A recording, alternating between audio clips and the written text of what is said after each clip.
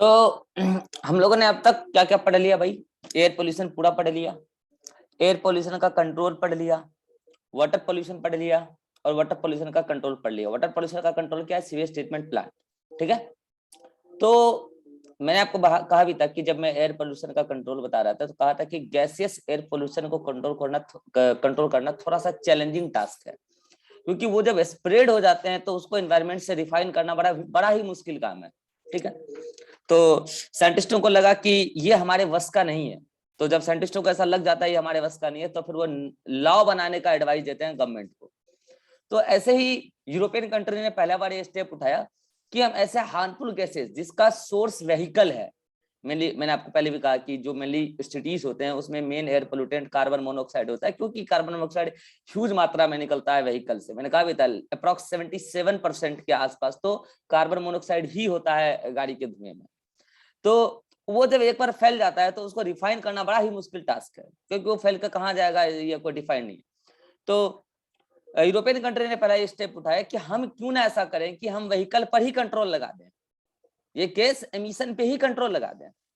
तो सबसे पहले यूरोपियन कंट्री ने कुछ लॉ बनाए, नॉर्म्स बनाए, इसलिए इस लॉ को हम यूरो नॉर्म्स के नाम से जानते हैं। ये नॉर्म्स, ये लॉ बहुत सारी कंट्री को भाया, हमारे इंडिया को भी भाया।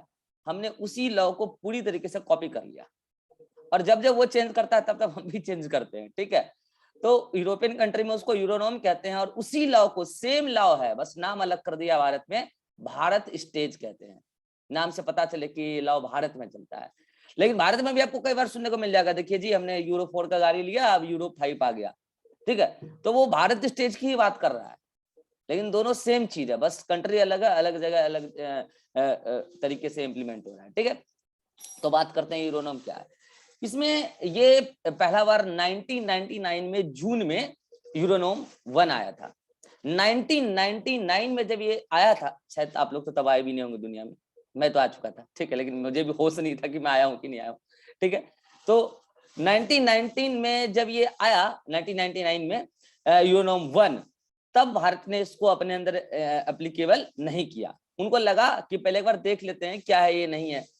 फिर उसको एक साल में बाद समझ में आ गया कि यूरोपियन कंट्री का ये नियम बहुत बढ़िया नियम है। 2000 ईस्वी में उन्होंने जब यूरोनॉम 1 यूरोपियन कंट्री ने उसको कन्वर्ट करके यूरोनॉम 2 किया, मतलब रूल को अपग्रेड किया, तो भारत वाले को लगा ये रूल बहुत बढ़िया चल रहा है। तो भारत वाले ने उसी यूरोनॉम 2 को भारत स्टेज 2 नाम दिया। अब आपके मन में आएगा कि भारत स्टेज 1 नाम देना चाहिए, भारत में तो पहली बार एप्लीकेबल हो रहा था। नहीं दिया। क्यों नहीं दिया? इसको आगे उसी के अकॉर्डिंग फॉलो करना था। ये नाम अगर 1 दे देता है ना, बाद में इसको कंफ्यूजन हो जाता है। इसलिए हमने कहा, इसने डिक्लेयर कर दिया कि हमें भारत स्टेज 1 फॉलो कराना चाहिए था। लास्ट ईयर हमारी मिस्टेक रही, हमने नहीं कराया। इस साल से हम भारत स्टेज 2 पूरी कुछ कंट्रीज में, कुछ सिटीज में हम लगा रहे हैं। ध्यान रखना, जब पहली बार भारत स्टेज 2 लगाया गया था, पूरे ऑल ओवर इंडिया में नहीं लगाया गया था। भारत के मोस्ट 11 पोल्यूटेड सिटीज में ही लगाया गया था। नाम आपको नहीं याद रखना है, लेकिन याद रखना भारत के मोस्ट 11 पोल्यूटेड सिटीज, मैं लिख देता हूं, most 11 polluted cities of India, cities of India में ये 2000 ईस्वी में लगा दिया गया, और कहीं नहीं लगाया गया। उस टाइम इतना आबादी था भी नहीं जितना। ठीक है। और इतना पोल्यूशन उस टाइम था नहीं। ठीक है। अभी अगर पटना में मान लिया जाए कि पूरे पटना मिला के अगर अभी 5000 गाड़ी चलता है, तो पहले 1000 गाड़ी भी नहीं चला करती थी। ठीक है। तो अब पोल्यूशन काफी बढ़ गया। तो उस टाइम 11 सिटीज में ही केवल जो है इंडिया में ये भारत स्टेज 2 लगाया गया, बाकी जगह ऐसे ही चलने दिया गया। ठीक है। No issue. समय बीतता गया, 4-5 साल हो गया, आगे बढ़ गया, तो पोल्यूशन बढ़ा, आबादी भी बढ़ा, पोल्यूशन भी बढ़ा, सब कुछ बढ़ा। तो फिर उधर यूरोपियन कंट्री भी अपना नियम बदल रही है, और वो लेके आ गई यूरोनॉम 3। कब? 1 अप्रैल 2005 को यूरोनॉम 3 लेके आई यूरोपियन कंट्री। अब मैं ये बार बार बात नहीं बोलूंगा, यूरोपियन कंट्री बोले कि आई, भारत उसको कॉपी किया, ये थोड़ा अपने आप में बोलने में अच्छा नहीं लगता है। ठीक है। हमें अपना कुछ नियम बनाना चाहिए। ठीक। और ये बार बार बोलूंगा टाइम भी वेस्ट होगा। आप समझिए, भावनाओं को समझिए। तो यूरोपियन कंट्री ने जब यूरोनॉम 3 लाया, भारत ने भारत स्टेज 3 लाया, और ये भारत स्टेज 3 भारत, देखो मैंने क्या बोल रहा हूँ, नियम सेम है, इंप्लीमेंट अलग अलग तरीके से हो रहा है। यूरोपियन कंट्री हो सकता है उसको पूरे देश में एप्लीकेबल कर रहा हो, कुछ सिटीज में कर रहा हो, मुझे इसमें इंटरेस्ट नहीं है, मुझे अपने भारत में इंटरेस्ट है। जब यूरोनॉम 2 आया तब भी वो इंडिया के मोस्ट 11 पोल्यूटेड सिटीज में एप्लीकेबल हुआ था। जब यूरोनॉम 3 आया, मतलब भारत से थर्ड आया, तो वही 11 पोल्यूटेड सिटी जो ज्यादा पोल्यूशन फैला रहा था उसको बोला कि अब तुम यूरोनॉम थर्ड फॉलो करो। अच्छा, इस रूल में क्या हुआ मैं आपको बताऊंगा, रुक जाओ। यूरोनॉम थर्ड फॉलो करो, और बाकी पूरे इंडिया को जो छूट दे रखा था उस पूरे इंडिया को बोला अब आप लोग भी यूरोनॉम 2 फॉलो करो। यानी कि 2000 ईस्वी में केवल 11 सिटीज को वार्निंग मिला कि आप यूरोनॉम 2 फॉलो करोगे, आज से पॉल्यूशन का एक नया कानून बना है, उसको फॉलो करना होगा अगर आप व्हीकल चलाते हो तो। और पूरी इंडिया को छोड़ दिया किस, केवल 11 सिटीज को 2000 ईस्वी में। और 1 अप्रैल 2005 को उस 11 सिटीज को दोबारा वार्निंग दिया कि तू तो गया काम से, अब तुझे यूरोनॉम थर्ड फॉलो करना पड़ेगा क्योंकि तुमने पॉल्यूशन को कंट्रोल किया है नहीं। और पूरी इंडिया को क्या बोल दिया, 11 सिटीज के अलावा जो पूरी सिटीज है और पूरी इंडिया, रेस्ट ऑफ इंडिया, उसको बोला कि तुम्हें मैंने पहले कुछ नहीं बोला था और तुम्हारा मन बढ़ गया, अब तुम यूरोनॉम 2 फॉलो करो। तो यह ध्यान रहे कि 1 अप्रैल 2005 की बात है, ठीक है। रेस्ट ऑफ इंडिया में यूरोनॉम 2, 11 मोस्ट 11 पोल्यूटेड सिटीज में भारत स्टेज थर्ड, ठीक है, यानी कि यूरोनॉम थर्ड। फिर समय बीतता गया, 5 साल हुआ, 1 अप्रैल 2010 को आया यूरोनॉम 4। तो भारत में क्या होगा, भारत स्टेज 4। और ये भारत स्टेज 4 बड़ा ही स्ट्रिक्ट रूल था, ठीक है, थोड़ा कॉस्ट भी महंगा पड़ता व्हीकल चलाने में, ठीक है। तो वही 11 पोल्यूटेड सिटीज का तो अब भाई बेइज्जती होना ही है, वो तो पहले से ही पोल्यूटेड है, वो तो थे ही, 2 और जुड़ गए उसमें मोस्ट पोल्यूटेड सिटीज की लिस्ट में। एक जुड़ा अपना यूपी का लखनऊ और एक जुड़ा महाराष्ट्र का सोलापुर। यानी कि अब 13 सिटीज को most polluted cities of India को यूरोनॉम 4 मानने के लिए रूल दिया गया कि आपको यूरोनॉम 4 मानना, अगर आपको गाड़ी वाड़ी चलाना है आपको यूरोनॉम 4 के तहत ही चलाना है। और स्ट्रिक्ट सोलापुर और लखनऊ को स्ट्रिक्ट बोला गया कि देखो साहब, मैंने आप पे पहले केवल यूरोनॉम 2 लगा के रखा था। कितनों को ये बात समझ में आ रहा है? मैं 2010 की बात कर रहा हूँ, समझ रहे हो ना? हाँ देखो, समझ गए। उसको क्या बोला कि मैंने आप पे पहले यूरोनॉम 2 लगा के रखा था। कोई ये ना सोचे कि पहले उस पर यूरोनॉम थर्ड लगा था, डायरेक्ट 4 लगा है, नहीं। 2005 में केवल 11 पोल्यूटेड सिटीज पे यूरोनॉम थर्ड था, रेस्ट ऑफ इंडिया में यूरोनॉम 2 था। उसी रेस्ट ऑफ इंडिया में सोलापुर लखनऊ भी था। और 2010 में डायरेक्ट उस दोनों को क्या बोला गया, तुम यूरोनॉम 4 फॉलो करोगे और तुम्हारा नाम हम उस मोस्ट 13 पोल्यूटेड सिटीज में इंक्लूड कर रहे हैं। यानी कि लखनऊ सोलापुर को 5 साल में डायरेक्ट यूरोनॉम 2 से 4 पे ला दिया गया। इतना पोल्यूशन फैलाया होगा वो। और बाकी रेस्ट ऑफ इंडिया में 2 व्हीलर पर लगाया गया यूरोनॉम, नहीं एक मिनट रुक जाओ, उस 13 सिटीज में ये जो यूरोनॉम 4 लगाया गया, यूरोनॉम 4 केवल 4 व्हीलर पर लगाया गया, केवल 4 व्हीलर पर लगाया गया। और रिमेनिंग 2 व्हीलर पर यूरोनॉम 3 ही रहने दिया गया। लेकिन लखनऊ सोलापुर वहां तो 2 व्हीलर पर भी यूरोनॉम 2 ही था, तो 2 व्हीलर को यूरोनॉम 3 कर दिया गया और 4 व्हीलर को यूरोनॉम 4 कर दिया गया। कितना को समझ में आ गया? हाथ खड़ा करो, नहीं तो फिर से रिपीट कर दूंगा। चलो आ गया, फिर से रिपीट करता हूँ फिर भी। हाँ, मैं क्या कह रहा हूँ कि 2005 तक तो रेस्ट ऑफ इंडिया में यूरोनॉम 2 था, मोस्ट 11 पोल्यूटेड सिटीज पे यूरोनॉम 3 था, और वही यूरोनॉम 2 जो था रेस्ट ऑफ इंडिया में, उसी में लखनऊ सोलापुर भी था, चाहे वो 2 व्हीलर हो या 4 व्हीलर हो। जब 1 अप्रैल 2010 को रूल को अपडेट किया गया तो उसमें लखनऊ सोलापुर को भी जोड़ा गया, अब मोस्ट 13 सिटीज हो गए। तो इस मोस्ट 13 पोल्यूटेड सिटीज को 4 व्हीलर पर भारत स्टेज 4 लगा दिया गया, और इस 13 पोल्यूटेड सिटीज के 2 व्हीलर पर यूरोनॉम 3 लगा दिया गया। यानी कि उस 11 सिटीज जो पहले से पोल्यूटेड थे उसके 2 व्हीलर पर पहले से लगा हुआ था यूरोनॉम 3, पहले से लगा हुआ था, यानी कि उसमें कोई चेंज नहीं आया है। लेकिन जो लखनऊ सोलापुर था उसके 2 व्हीलर पर लगा हुआ था यूरोनॉम 2, अब उसको कर दिया गया 3। अब आ गया होगा समझ में, ठीक है। फिर चीजों को थोड़ा जज किया गया, भाई क्या चल रहा है, माहौल क्या है, कंट्रोल कितना हो रहा है। उसी ईयर 1 अप्रैल 2010 को ये काम हुआ था। उसी ईयर 1 अक्टूबर मतलब कि अक्टूबर 2010 में फिर से रूल को इम्प्लीमेंट किया गया, और रेस्ट ऑफ इंडिया में मतलब ऑल ओवर इंडिया में यूरोनॉम 3 अप्लीकेबल कर दिया गया, चाहे वो 2 व्हीलर हो, 3 व्हीलर हो या 4 व्हीलर हो। कह रहे हमने 3 व्हीलर नहीं सुना अब तक, बाइक सुना, कार सुना। हाँ 3 व्हीलर भी होता है क्या राजेश्वरी? 3 व्हीलर होता है क्या? यस सर, ऑटो होता है। हाँ ऑटो, ठीक है। हाँ तो ये ना सोचे कि 3 व्हीलर कहाँ से आ गया, ऑटो 3 व्हीलर है, ठीक है। तो 3 व्हीलर पर कह रहे मैं अपने बाइक में इधर और इधर एक चक्का लगा लूंगा और मैं बोलूंगा मैं 4 व्हीलर से चलता हूँ, ठीक है। तो आप भले बाइक के इधर उधर एक चक्का लगा लीजिए, आपको यूरोनॉम 3 ही फॉलो करना है 2010 के बाद। पूरे ऑल ओवर इंडिया में 2 व्हीलर 3 सब पे यूरोनॉम 3। लेकिन ध्यान रहे उस most 11 polluted cities 13 polluted cities के 4 व्हीलर पर यूरोनॉम 4 चल रहा है। ये तो मैंने बताया 2010 का। आज चल रहा है 2022। बीच में रूल बहुत सारा अपडेट हुआ होगा, लेकिन आपकी एनसीईआरटी में बात यहीं तक दिया गया, इसीलिए मैं आपको यहीं तक बता रहा हूँ। आपको अगर इंटरेस्ट है गूगल कर लो। हाँ, मैं आपको आज के डेट का क्या चल रहा हूँ ये बता सकता हूँ, लेकिन 2010 से लेकर 2021 के बीच का बातें बताने से कोई फायदा है नहीं। इतना आपकी एनसीईआरटी में याद रखो, ठीक है। आज के डेट में यूरोनॉम 6 आ चुका है। और मैं आपको एक इंपॉर्टेंट बात ये बता देता हूँ, भारत ने यूरोनॉम 4 के बाद, यानी कि भारत स्टेज 4 के बाद, भारत ने अपने देश में भारत स्टेज 5 लाया ही नहीं। उसका कारण है, क्यों नहीं लाया मैं बता रहा हूँ। लाया ही नहीं, डायरेक्ट लेके आया भारत स्टेज 6। और आज आप अच्छी सिटीज में चले जाना, वहां जो महंगी कार होती है उसके पीछे लिखा होता है BS6 और आगे ग्रीन कलर का स्टिकर लगा होता है। मगर समझ लेना ये पढ़े लिखे लोगों की गाड़ी है, और अगर अनपढ़ लोगों की भी है तो उसको कोई पढ़ा लिखा लोग सजेस्ट किया है गाड़ी खरीदने के लिए कि पोल्यूशन को कम करना है, क्योंकि वो BS6 है। BS6 मतलब भारत स्टेज 6 वाली गाड़ी है। भारत में आप कोई भी गाड़ी BS5 वाली नहीं दिखा पाओगे, आया ही नहीं। भारत स्टेज 5 इंडिया में लाया ही नहीं गया था। अब हम आपसे बात करते हैं कि भारत स्टेज 5 क्यों नहीं लाया गया। थोड़ा भारत इकोनॉमिकली इतना भी स्ट्रांग नहीं है कि बार बार इंजन को बदलता रहे और बार बार पेट्रोलियम इंडस्ट्री को बोलता रहे कि तुम ये करो वो करो। पेट्रोल इंडस्ट्री भी परेशान हो जाएगी, साला कंपनी सुसाइड कर लेगा, ठीक है। तो कंपनी बहुत ज्यादा परेशान हो रही थी बार बार इंजन बदलने से, तो उसने रिक्वेस्ट किया कि साहब देखो अभी हम 4 का इंजन बना के इतना रखे हैं और अब आप कह रहे हो कि हम 5 लाएंगे। तो पेट्रोलियम कंट्री से पहले मीटिंग करना पड़ता है गवर्नमेंट एजेंसी को, ठीक है। तो उन्होंने बोला कि देखिए हमने इतना सारा इंजन बना रखा है भारत स्टेज 4 का, आपने ही कहा था भारत स्टेज 4 चलेगा ऑल ओवर इंडिया में, तो अब आप कह रहे हो कि 5 लाएंगे। तो सरकार को लगा कि भाई अगर इस कंपनी का घाटा है तो केवल इस कंपनी का घाटा नहीं, वो देश का घाटा है।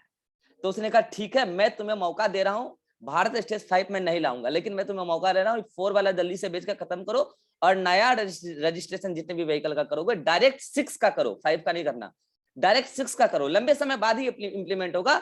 पब्लिक को कह दो कि नया गाड़ी जो भी रजिस्ट्रेशन होगा 5 का नहीं होगा, 4 का नहीं होगा, डायरेक्ट 6 का होगा। तो जो लोग पैसे वाले लोग थे वो बहुत पहले 6 का रजिस्ट्रेशन करा लिए थे। जब मार्केट में गाड़ी लॉन्च होना था तो 6 का ही डायरेक्ट लॉन्च हुआ 4 के बाद, ठीक है। तो इसलिए 5 नहीं आया, थोड़ा इकोनॉमिकली चीजों को सही करने के लिए, इंडस्ट्री को ज्यादा घाटा न लगे, देश को घाटा न लगे इसलिए। अब आपके मन में आ रहा होगा क्या चल रहा है भारत स्टेज 1 2 3 4, इसमें नियम क्या है क्या। देखिए कानून तो बहुत है, मैं आपको मेनली फ्यूल से रिलेटेड कानून बताऊंगा। कानून तो बहुत सारा है, इंजन की क्वालिटी, इंजन की जो बर्निंग एफिशिएंसी है उसको लेकर, ठीक है। तो जितने भी नियम आते हैं ये पब्लिक को नहीं दिया जाता है। ये नियम ऐसा नहीं कि आपको व्हाट्सएप पे आएगा कि कोरोना जांच कराना जरूरी है, मास्क का सदुपयोग करें, है ऐसा नहीं आएगा आपको कि भारत स्टेज 4 लग गया। ये जाएगा पेट्रोलियम इंडस्ट्रीज को, जो भी व्हीकल इंडस्ट्रीज हैं उनको जाएगा कि आपको अपने इंजन में थोड़ा अपग्रेड करना है और आपको यही इंजन बेचना है। अब चाहे उसको पब्लिक खरीदे या ना खरीदे वो आप समझो और पब्लिक समझो, समझे। मैं देश चलाता हूं, मेरा ये ऑर्डर है और ये आपको करना है अगर मेरे देश में गाड़ी बेचना है, ठीक है। तो क्या है भारत स्टेज 1 2 3, तो मैं सभी के बारे में नहीं बताऊंगा, केवल 3 और 4 के बारे में बताऊंगा, क्योंकि आपकी एनसीईआरटी में केवल यही दिया और यही क्वेश्चन आ रहा है बार बार। तो पहली बात, नोट्स में एक मिस्टेक है कि यहाँ पे गलती से 1 और 2 लिखा है, तो ये यूरोनॉम 3 का कंपैरिजन है और यूरोनॉम 4 का कंपैरिजन है, ठीक है। तो समझना यूरोनॉम 3 के तहत कब कहां लगा वो सब मैं आपको बता चुका हूं। यूरोनॉम 3 के तहत पेट्रोल और डीजल के सल्फर कंटेंट और हाइड्रोकार्बन कंटेंट का अलग अलग डाटा जो आपके एनसीईआरटी में भी दिया, आपको याद होना चाहिए। यूरोनॉम 3 के तहत पेट्रोल में सल्फर कंटेंट, चाहे किसी भी फॉर्म में सल्फर हो, स्ट्रिक्टली बता रहा हूं, स्ट्रिक्टली गवर्नमेंट ने कहा था कि 150 पार्ट्स पर मिलियन से ज्यादा सल्फर कंटेंट पेट्रोल में नहीं होना चाहिए और डीजल में 350 पार्ट्स पर मिलियन से ज्यादा नहीं होना चाहिए, मतलब नहीं होना चाहिए। और चाहे वो डीजल चाहे वो पेट्रोल 42% से हाइड्रोकार्बन ज्यादा नहीं होना चाहिए। आपको मैंने कहा था हाइड्रोकार्बन जो हार्मफुल होता है बेंजीन, बेंजोपायरीन, मैंने कहा था ना, बेंजोपायरीन तो कार्सिनोजन भी होता है, याद करो मैंने कहा था, ठीक है, बहुत खतरनाक होता है हाइड्रोकार्बन।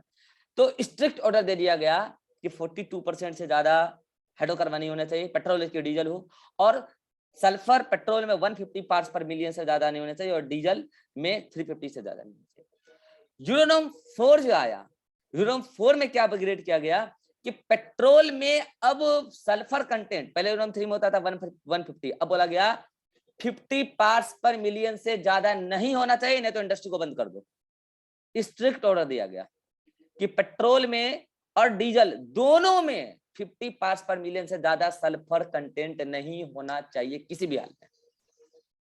और हाइड्रोकार्बन को रिड्यूस करके कितना कर दिया गया 35%, कि 35% से ज्यादा हाइड्रोकार्बन चाहे वो पेट्रोल चाहे वो डीजल नहीं होना चाहिए। ये मैंने आपको केवल यूरोनॉर्म 4 तक का बताया है। यूरोनॉर्म 6 इससे भी ज्यादा स्ट्रिक्ट हो गया है। ठीक है, देखो मैं जितने भी बातें कर रहा हूँ लीगली कर रहा हूँ, इलीगली बहुत कुछ चलता है। ठीक है, इलीगली बहुत कुछ चलता है। आप जाओगे बैड क्वालिटी का पेट्रोल सस्ते सस्ते में मिलता है, लोग जलाते भी हैं, यूज भी करते हैं। ठीक है, तो उसकी हम बात नहीं कर रहे हैं, यानी कि वो पेट्रोल मेरे पास ले आके बोल रहे हो सर आपने गलत पटा दिया, ऐसा कुछ नहीं है। लीगली यही है, आप लीगल पेट्रोल पंप पे जाओगे आपको यही मिलेगा। अब वो हो सकता है कोई इलीगली चला रहा हो पेट्रोल पंप, उसकी मैं बात नहीं कर रहा। ठीक है, तो ये आपका यूरोनॉर्म 3 और 4 है, नोट्स में थोड़ा सही कर लेना। अब मैं आपको एक बात बताता हूँ कि ये तो मैंने बताया कि पेट्रोल और पेट्रोलियम इंडस्ट्रीज को क्या बोला जाता है। अब जो कार बनाने वाली इंडस्ट्रीज होती है, इंजन बनाने वाली इंडस्ट्रीज, उनको क्या बोला जाता है, थोड़ा ये भी समझ लो। उनको बोला जाता है कि आप अपने इंजन को थोड़ा करो अपग्रेड। और आपको एक बार बताऊं, आपको मैं खुशी का बात बताता हूं, अपने मार्केट में गजब का इंजन आ चुका है और उस इंजन का नाम है multi point fuel injection engine. क्या बोला, फिर से बोलो, multi point fuel injection engine. इस इंजन की क्या खूबसूरती है सो मैं आपको बताता हूं, ध्यान से समझना। ठीक है, कभी भी स्टेटमेंट बेस्ड क्वेश्चन आ सकता है। जो अपना पहले वाला इंजन होता था ना, चाहे बाइक हो या कार हो, जो भी हो, ठीक है, आप जो भी चलाते, तो उसमें जो इंजन जो हुआ करता था, जैसे कि मान लो कि मैंने 1 लीटर पेट्रोल डलाया, ठीक है, और मेरे को बोला गया कि आप साहब 1 लीटर पेट्रोल 1 घंटे चलाओगे तो आपकी बाइक 1 घंटे में ही 1 लीटर पेट्रोल को बर्न कर देगी। 1 घंटा में 1 लीटर पेट्रोल बर्न हो रहा है। चिंता का विषय ये नहीं था, चिंता का विषय ये था कि 1 लीटर पेट्रोल हमारी इंजन ने यूज किया, लेकिन 1 लीटर के 1 लीटर को बर्न करके उसको कंबसन नहीं किया। 70% इसमें कंबसन हो पाया और 30% अनबर्न्ड हाइड्रोकार्बन के फॉर्म में रिलीज हो गया, जो पॉल्यूशन कॉज कर रहा था। ये था पुराना इंजन। इंजन को टाइम टू टाइम अपग्रेड किया गया, साइंटिस्टों की जनसंख्या बढ़ती गई, लोगों इंजीनियर बढ़ते गए। ठीक है, अब 1 लीटर पेट्रोल को ही 1 घंटे में बर्न किया जा रहा है। समय सेम है, पेट्रोल की अमाउंट सेम है, लेकिन पहले 70% बर्न हो रहा था, अब इंजन 80%, 85% तक बर्न हो रहा है। तो बताओ बढ़िया कौन सा है? अब ज्यादा बढ़िया हो गया ना। इसी को कह रहे हैं multi point fuel injection engine, यानी कि मास बर्न पर यूनिट बढ़ गया, मास बर्न पर यूनिट बढ़ गया। पर मिनट आप जितना डाल रहे तो नहीं डाल रहे, लेकिन मास बर्न, कितना मास बर्न हुआ है, ये बढ़ गया है। और ये इंजन के लिए अच्छी बात है। और समय टू समय इसको और बढ़ाया जा रहा है। जैसे मैंने उस दिन भी कहा था कि लोग क्यों ऑडी की कार और मर्सिडीज की कार को पसंद करते हैं। अगर मेरे जैसा पढ़ा लिखा आदमी जाएगा कि अगर हम ऑडी ले रहे हैं, तो मैं ये नहीं कहूंगा कि ऑडी मेरी लग्जरी कार है, मैं ये कहूंगा मेरा गाड़ी पोल्यूशन बहुत कम करता है, क्योंकि उसमें इंजन इस प्रकार से बनाया गया है कि पोल्यूशन मिनिमाइज होगा। क्योंकि कार बेचने वाले को और गवर्नमेंट को भी पता है कि ये महंगी कार वही लोग खरीदेगा जिसके पास पैसा है, तो पोल्यूशन ज्यादा कंट्रोल इन्हीं से करवाओ, इनका पैसा ज्यादा खर्चा करवाओ। हाँ, वो अलग बात है कि कई सारे अनपढ़ लोगों को पता भी नहीं है कि वो ऑडी और मर्सिडीज कार खरीद कर पोल्यूशन को रोक रहे हैं। वो तो बस लोगों को बता रहे हैं कि हम लग्जरी कार में चलते हैं। ठीक है, लेकिन कंसेप्ट ये है, महंगा कार का कंसेप्ट ये है। हाँ ठीक है, लग्जरी बॉडी का भी थोड़ा कॉस्ट आता है, ये मैं मानता हूँ। ठीक है, तो वो आपके लाइफ को भी सेव करता है, एक्सीडेंट से बचाता है, बॉडी बहुत हार्ड होती है। ठीक है, तो ये सब, लेकिन मेन जो पैसा लगता है ना, वो इंजन का ही लगता है। बाइक में आपको मैं बता दूं, जितनी भी महंगी बाइक आती है उनका जो फ्यूल कंबसन है ज्यादा है, जो सस्ती गाड़ी आती है उसका फ्यूल कंबसन कम है। तो इसी यही है, यही से क्वालिटी चेंज हो रहा है गाड़ी का, और इसी वजह से रेट अलग अलग है। ठीक है, तो ये तो मैंने बताया इंजन में क्या चेंज आता है। वो इंजन में एक और बड़ा चेंज आता है जो खाली महंगी गाड़ियों में लगा होता है। ठीक है, नाम है उसका कैटालिटिक कन्वर्टर। एक प्लेट आता है, प्लेट, और आपको मैं बता दूं वो प्लेट इतना महंगा होता है, आप अंदाजा लगा सकते हो कि वो प्लेट प्लेटिनम का बना होता है। और प्लेटिनम ही नहीं, प्लेटिनम जैसे महंगे मेटल से बना होता है, एक्सपेंसिव मेटल। प्लेटिनम है, लेड है, सॉरी प्लेटिनम है, आर्सेनिक है, इन सब चीजों से बनाया रहता है वो उसको। आपको कि सर इससे क्या फायदा होता है उसको बनाने का, प्लेटिनम से बनाने का? सुनना, होता क्या है कि वो प्लेट लगाया जाता है, जहां से वो फ्यूल निकलता है ना, जस्ट वहीं को प्लेट को लगा देते हैं, सेट कर देते हैं साइलेंसर के पास। तो उसमें जितने भी हार्मफुल गैसेस धुआं से निकला, अब उस हार्मफुल गैसेस को भी वो लेस हार्मफुल गैसेस में कन्वर्ट कर देता है प्लेटिनम, या फिर प्लेटिनम जैसे मेटल आयन जो कैटालिटिक कन्वर्टर में लगे हुए हैं। एक्चुअली उसमें वो मेटल आयन, मेटल प्लेट जो है एज ए कैटलिस्ट एक्ट करता है और एक रिएक्शन को परफॉर्म कराता है। जैसे अगर आपकी व्हीकल के धुएं में है कार्बन मोनोऑक्साइड, जो उसको कन्वर्ट करा देता है कार्बन डाइऑक्साइड में, जो कि लेस हार्मफुल है, मैंने पहले भी बोला है कार्बन डाइऑक्साइड लेस हार्मफुल है कार्बन मोनोऑक्साइड के मुकाबले। अगर उसमें हाइड्रोकार्बन है, बेंजीन बेंजोपाइरिन, तो उसको वो मेटल जो है एज ए कैटलिस्ट रिएक्शन करवा के बना देगा वाटर और CO2, दोनों ही लेस हार्मफुल है। अगर उसमें है नाइट्रोजन NO2 तो उसको कन्वर्ट कर देगा N2 में, जो लेस हार्मफुल है। N2 का तो इवन नाइट्रोजन मेटाबॉलिज्म हो जाएगा और उससे अमोनिया बन जाएगा, प्लांट उसको एब्जॉर्ब भी कर लेगा। लेकिन एक बात, कैटालिटिक कन्वर्टर SO2 को कन्वर्ट नहीं कर सकता किसी भी गैसेस में। SO2 को रिएक्शन नहीं करा पाता कैटालिटिक कन्वर्टर, चाहे उसमें कोई भी मेटल आप यूज कर लो। तो मुझे बताओ फिर SO2 को कैसे कंट्रोल कर लें? अगर ऐसा है कि कैटालिटिक कन्वर्टर SO2 को कन्वर्ट नहीं कर पाता तो SO2 को कैसे कंट्रोल करें? अरे भौंट सुगलो, क्या दिमाग लगाते हो यार? अभी थोड़ी देर पहले भारत स्टेज पढ़ाया ना यार, जीरो, मतलब क्या यार, मतलब क्या चल रहा है तुम्हारा? अभी पढ़ाया ना भारत स्टेज 4, सल्फर हो कि पेट्रोल हो, सॉरी पेट्रोल हो कि डीजल हो, कितना होना चाहिए सल्फर? 50 पार्ट्स पर मिलियन। इसलिए तो नियम बनाएगा। अभी थोड़ी देर पहले समझाया यार, जो चीज साइंटिस्ट नहीं होता वो गवर्नमेंट पे थोप देते हैं, नियम बनाओ। साइंटिस्टों को पता था कि वैक्सीन बनाने में समय लगेगा, तब उन्होंने बोला गवर्नमेंट को, चलो ठोको लाठी पब्लिक को, बाहर ना निकले, लगाओ लॉकडाउन। लगाया, वैक्सीन आ गया तो फिर घर से बाहर निकल रहे हो ना आप। तो साइंटिस्टों को थोड़ा समय चाहिए होता। SO2 कोई भी इंजीनियर नहीं बना पाया ऐसा कोई कैटालिटिक कन्वर्टर कि वो SO2 को किसी लेस हार्मफुल गैसेस में कन्वर्ट कर पाए। इसीलिए हम सल्फर को कंट्रोल कर रहे हैं, किससे? नॉर्म से, लॉ से, कि उसमें होना ही नहीं चाहिए ऐसा पेट्रोल में, प्योर पेट्रोल लॉ। ठीक है, आपको मैं बता दूं कि ये जो कैटालिटिक कन्वर्टर है इसका जानी दुश्मन है लेड। बता देता हूँ, लेड क्या करता है, इस कैटालिटिक कन्वर्टर पे जम जाता है और उसको ना कैटालिटिक कन्वर्टर को इनएक्टिव कर देता है। तो ऐसा कई बार देखा गया कि सिटीज में सारा गाड़ी चल रहा है कैटालिटिक कन्वर्टर से, फिर भी पोल्यूशन हो रहा है। तब पता चला ओहो पेट्रोल में लेड है, तब निकाला गया लेड फ्री पेट्रोल, डीजल, उसमें लेड मिक्स नहीं होना चाहिए। और लीगली है, किसी भी पेट्रोल पंप को आप कहे के बेचेंगे कि ये लेड वाला है और ये लेड वाला नहीं है। अगर आप थोड़ा सा कभी भी बाइक चलाएं, कार चलाएं और पेट्रोल पंप पे गए, पढ़े लिखे लोगों के तहत, अनपढ़ लोगों के तहत नहीं, तो आप वहां गौर करना, दो टाइप का वहां पे लगा होता है जो देता है पेट्रोल और डीजल। एक नॉर्मल होता है, नॉर्मल डीजल, नॉर्मल पेट्रोल ऐसे लिखा होता है, और एक लिखा होता है पावर। कितने लोग गौर किए हैं बात? पावर, या फिर कुछ ऐसा ही वर्ड दे दिया जाता है उसको। मेरी बाइक तो चोरी हो गई। हाँ प्रीमियम, हाँ प्रीमियम, दोनों बात लिखा होता है, पावर प्रीमियम ऐसा ही कुछ लिखा होता है। ठीक है, मेरी बाइक चोरी हो गई, लेकिन मैंने अपनी पूरी जितनी साल मेरी बाइक रही, मैंने कभी भी उसमें नॉर्मल वाला पेट्रोल नहीं डलाया, कभी नहीं। वो थोड़ी सी 4-5 रुपए महंगा आती है पर लीटर, ठीक है। उससे क्या होता है कि आपकी गाड़ी में जो कैटालिटिक कन्वर्टर लगा हुआ है वो हमेशा वर्क करेगा और आपका पोल्यूशन मिनिमाइज करेगा। वो वहां पे बोल के बेचते हैं कि ये पावर है। हाँ वो अलग बात है कि उसमें वो गद्दारी कर लें, तो वो हम क्या कर सकते हैं यार? वो पावर बोल के पैसा ले ले मेरे से, पावर का दे दे नॉर्मल वाला, तो इसमें हम क्या कर सकते हैं? तो गवर्नमेंट को ना करना चाहिए कि उसको ऐसी तैसी करे, तो प्रीमियम वाला डलाते हैं। तो देखो सभी लोग प्रीमियम अफोर्ड नहीं कर सकते, जो नहीं कर सकते वो नॉर्मल वाला डलाते हैं। लेकिन जो प्रीमियम वाला डलाते हैं उसका कैटालिटिक कन्वर्टर कभी खराब नहीं होता है, क्योंकि वो लेड फ्री पेट्रोल होता है, उसको कहते हैं ग्रीन फ्यूल। आप गौर करना, जो प्रीमियम वाला होता है या पावर वाला होता है, उसके ऊपर में लगा ऐसे ग्रीन सिंबल लगा होता है, और उसका पूरा जो बाहर से स्टिकर लगा होता है ग्रीनिश होता है, ताकि लोग देख के पहचान लें कि हमको इस वाले के पास गाड़ी रोकना है या वहां गाड़ी रोकना है। इस वाले का पास रोकना है, रेड टाइप का रहता है, ऑरेंज टाइप का, और उसका ग्रीनिश रहता है, उसको ग्रीन फ्यूल कहते हैं। ऐसा नहीं कि ग्रीन कलर का पेट्रोल है ना, ग्रीनिश फ्यूल क्यों कहते हैं? वो आप अगर यूज करोगे तो इकोसिस्टम हरा भरा है, हरा भरा रहेगा। तो ये कंसेप्ट था आपका भारत स्टेज का और यूरो नॉर्म्स का। और अब तो जैसे कि बाइक में मैंने आपको बताया कि बाइक में इंजन आती है 2cc 4cc, उसको कहते हैं 2 स्ट्रोक, ऐसे 4 स्ट्रोक, ठीक है।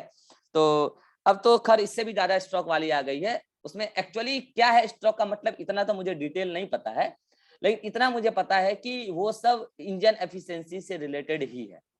2cc वाली इंजन जो है फ्यूल को कम बर्न करती है, और 4 स्ट्रोक वाली, मतलब 2 स्ट्रोक वाली कम और 4 स्ट्रोक वाली ज्यादा।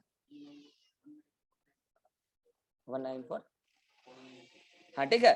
तो वो जो है क्या बोला था मैं, हाँ, तो 4 स्ट्रोक वाली जो है थोड़ा इंजन को अच्छे से कंबसन अच्छे से करती है। तो बाइक 4 स्ट्रोक अब उससे भी ज्यादा अपग्रेडेड आ गया, ठीक है, मैंने ध्यान नहीं दिया, आप गूगल कर सकते हो, ठीक है, बाइक कंपनी से में सर्च कर सकते हो, ठीक है। तो कुल मिला के इंजन की एफिशिएंसी दिन रात बढ़ाते जा रहे हैं और यूरोनॉम को भी अपग्रेड करते जा रहे हैं, क्योंकि पॉल्यूशन दिन रात बढ़ता जा रहा है। अब आपको एक तगड़ा कंसेप्ट बताते हैं पॉल्यूशन को कंट्रोल करने का, that is the compressed natural gas CNG.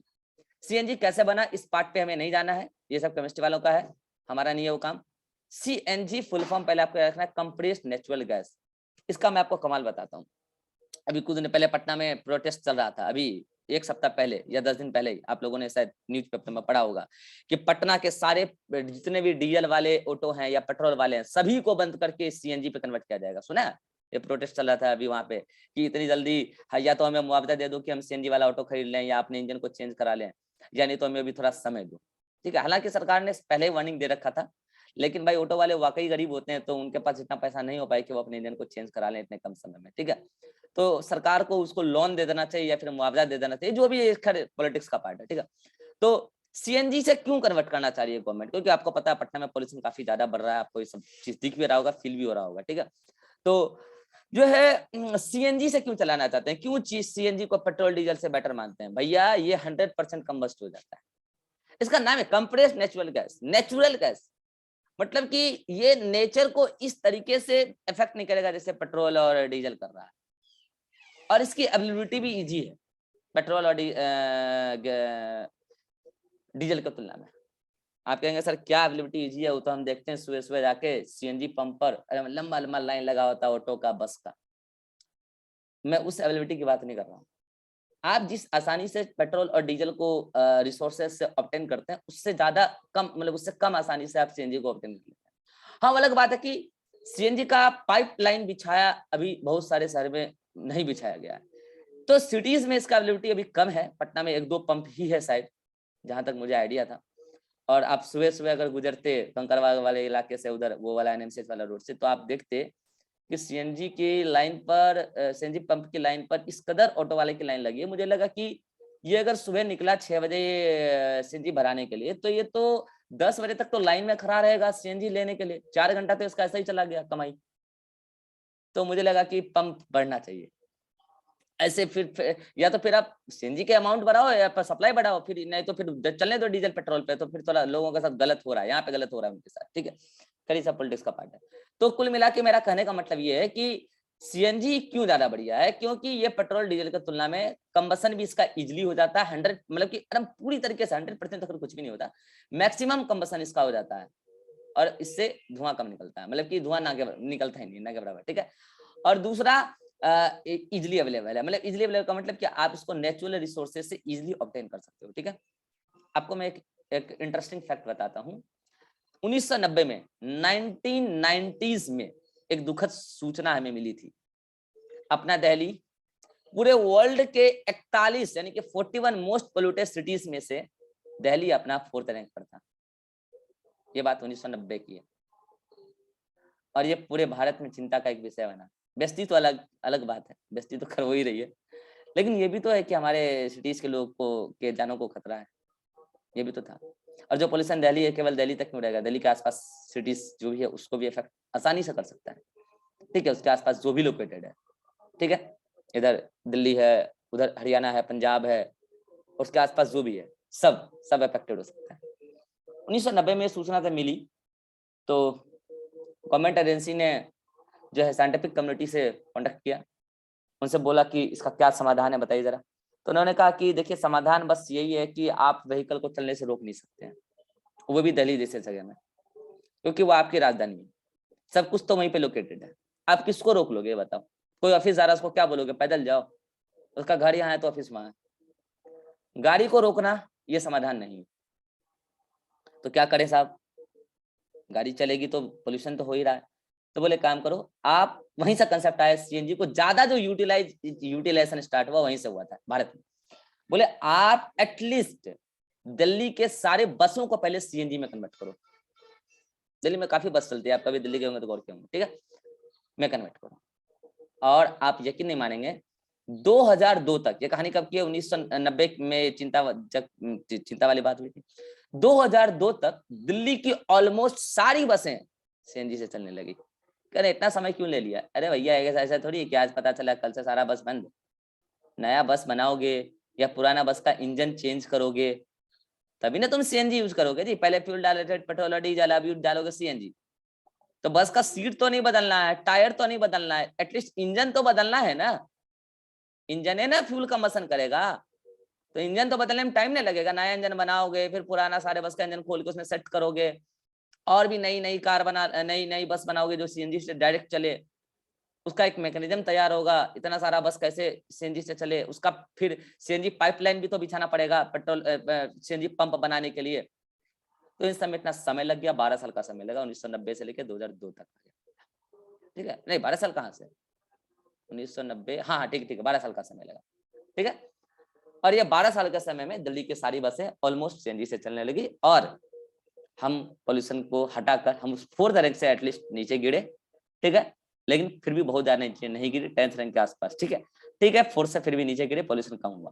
तो कुल मिला के ये फैक्ट जो आपकी एनसीईआरटी में है और ये आपसे पूछा जाता है कि 1990 में दिल्ली वर्ल्ड के मोस्ट पोल्यूटेड सिटीज में से कितने रैंक पर था? तो 4th रैंक पर था। 41 देशों में इसका 4th रैंक था। ठीक है, तो ये कब तक कंट्रोल किया गया? तो 2002 तक कंट्रोल किया गया। कैसे? By the use of CNG. CNG क्यों बढ़िया है पेट्रोल डीजल की तुलना में?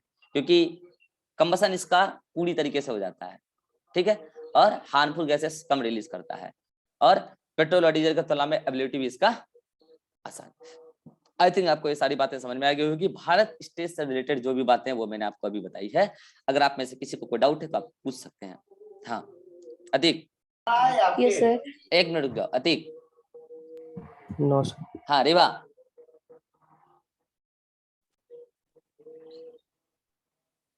आवाज नहीं आ रही बा।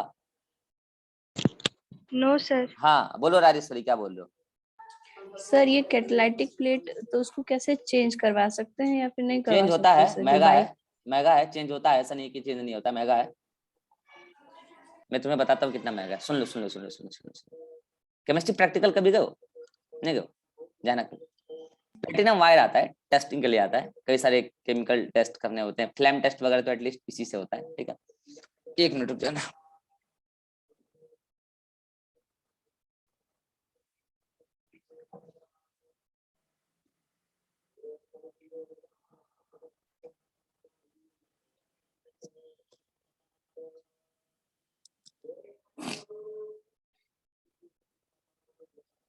हाँ तो प्लेटिनम वायर जो आता तो है, लैग हो गया था सर। हाँ कॉल आया था बीच में इसलिए मैं बोल नहीं रहा था। हाँ तो ये जो प्लेटिनम वायर होता है काफी पतला वायर होता है, फ्लेम टेस्ट वगैरह में यूज करते हैं इसको। ठीक है, केमिस्ट्री प्रैक्टिकल में अगर आप कभी किया तो ये इतना पतला वायर, इतना पतला एकदम फाइन, एकदम समझो ना सुई के जैसा रहता है। अभी जब हम लोग प्रैक्टिकल करते थे उस टाइम, तो कब 12 साल पहले के आसपास, ठीक है, उस टाइम ये मिलता था 150 रुपए में उस टाइम। अभी क्या रेट है मैंने खरीदा नहीं है, ठीक है, क्योंकि मुझे इसका काम है नहीं। मुझे मैं मानता हूं कि अभी ये एटलीस्ट 500 रुपए के आसपास में तो जरूर मिलता होगा। अब आप ऐसे पतला एक सुई का 500 रुपया देते हो और इसका प्लेट बनाओगे, पूरा लंबा सा प्लेट होता है। अब आप सोच रहे हो कि कितना महंगा कॉस्ट हो। ठीक है, तो आप उसको बार बार चेंज कराने के बजाय, जो बार बार चेंज कराने में पैसा लगाओगे, पर लीटर 3 रुपया ज्यादा पेट्रोल दे दो ना, डीजल को दे दो ना, प्रीमियम खरीद लो, उससे बढ़िया लेड फ्री, चेंज कराने की जरूरत ही नहीं पड़ती है। फिर चेंज कराने की जरूरत ही नहीं है। और जो ओरिजिनल आपको कंपनी एक बार देती है ना, फिर वैसा ओरिजिनल मिलता भी नहीं है। ठीक है, क्योंकि कंपनी तो कार के मॉडल के हिसाब से बनाती है और वो मार्केट में उस हिसाब से प्लेटिनम वायर होता है, प्लेट कौन बना के बेचेगा? और डायरेक्ट कंपनी में जाओ फिर तो काफी कॉस्ट पड़ेगा। तो उससे बढ़िया है कि प्रीमियम पेट्रोल ही ले लो ना, डीजल ही ले लो ना, उससे बढ़िया तो वो है। ठीक है, हाँ और कोई डाउट है?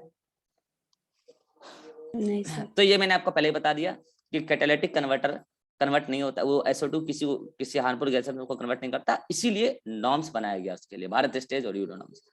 यहाँ तक आप जल्दी से पढ़ लो, उसके बाद हम स्टार्ट करते हैं कॉन्फ्रेंस ऑफ पार्टीज। ठीक है, वो भी आज बात कर ही लेते हैं, जल्दी से आ जाओ।